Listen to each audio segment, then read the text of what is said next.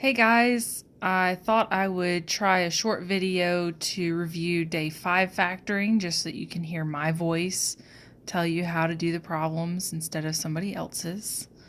So I'm just going to go through a few examples and then I'll switch to day 2 factoring for a second video because it might be a little bit longer. So let's start with x squared plus 11x plus 18. Okay, we want to solve this. We want to get x by itself. And we can do it using our box method from our level 4, since this is an odd number. But there's a much easier way. And what we want to pay attention to is this number at the very end, c, and b in the middle. We want to find two numbers that multiply to be 18 and add to be 11. So I'm going to make a list of all the things that multiply to be 18. 1 and 18.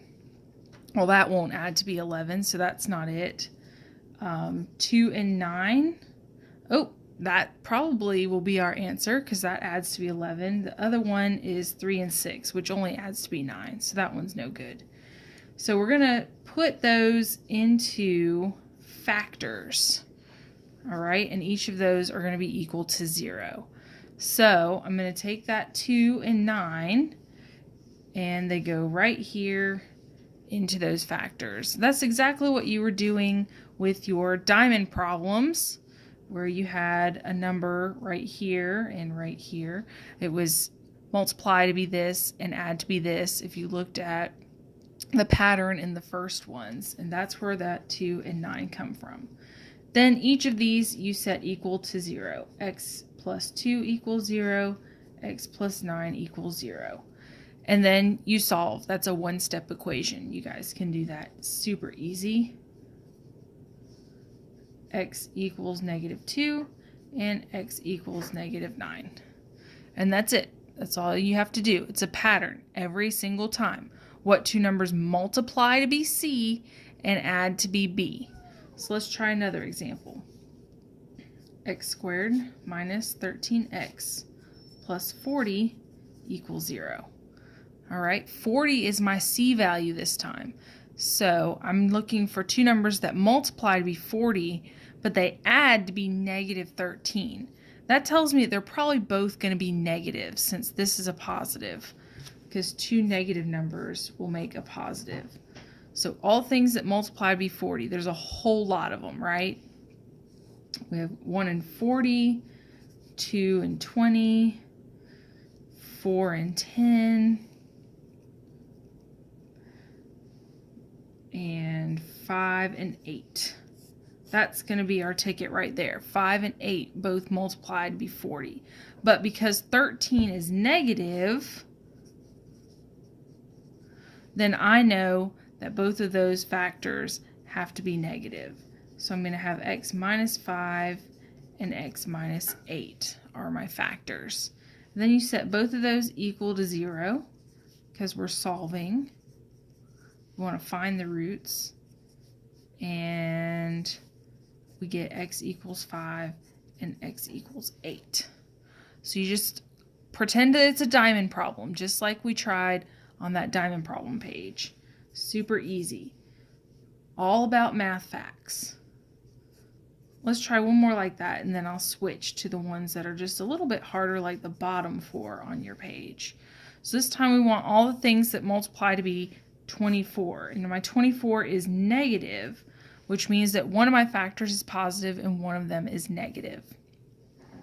So we've got 1 and 24, 2 and 12, 3 and 8, and 4 and 6. So 4 and 6 are 2 away from each other. So if I subtract those, I'm going to get a positive 2 if my 4 is negative. So x minus 4, x plus 6 equals 0. Now why couldn't I make the 6 negative? Because that would have made my 2 negative. And my 2 is positive, so my bigger factor has to be positive. So x minus 4 equals 0, x plus 6 equals 0. Add 4, subtract 6. Whoops. And you get x equals 4, x equals negative 6. And that's your answer. Okay? So those were the easiest ones. Then it got just a little bit harder down at the bottom of your day 5 factoring sheet, where we had a couple problems that you could pull out a GCF. And that girl Math BFF, she talked about that in her videos. But here's a couple examples where we have a GCF. Okay, I know that all these numbers are divisible by this 5. So I'm going to start by dividing by 5 all the way through. And you get x squared minus 6x plus 8 equals 0.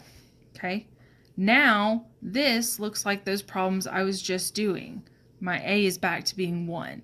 So I need to find two numbers that multiply to be 8 and add to be negative 6. And they're both going to be negative because this is a very big negative number, you know. So we got 1 and 8 and 2 and 4.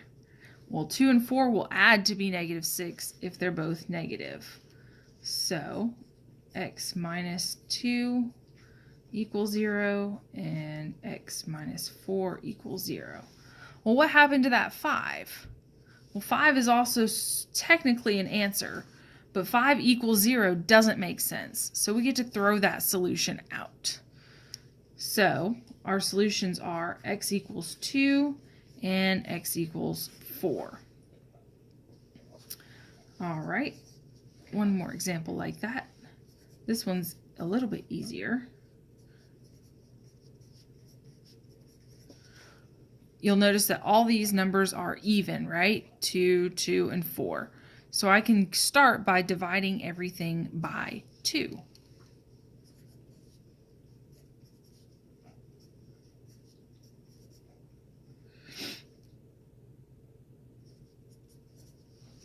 All right, what are two numbers that multiply to be negative 2 and add to be positive 1?